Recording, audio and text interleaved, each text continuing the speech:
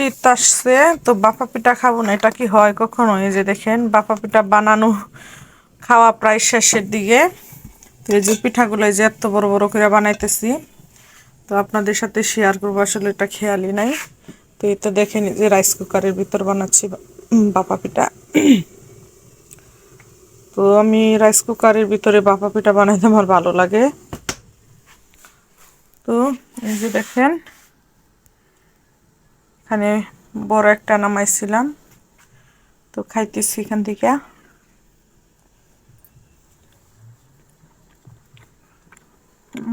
খুব মজা হয়েছে।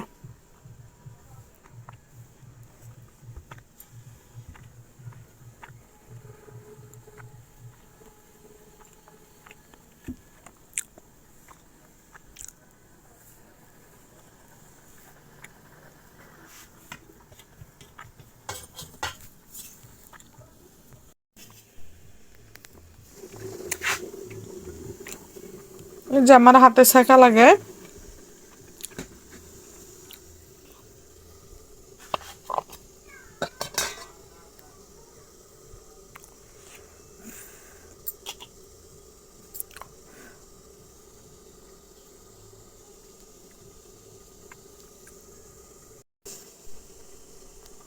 তো এই যে নামাইলাম একটা।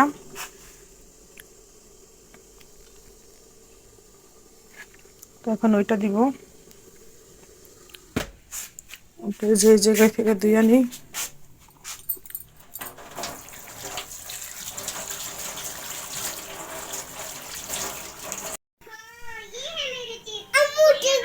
তো এই তো পিঠা বানানো শেষ, আর এখন ভিডিওতে ভয়েস দিতে গিয়ে কিন্তু আমার আবার পিঠা খেতে ইচ্ছে করতেছে।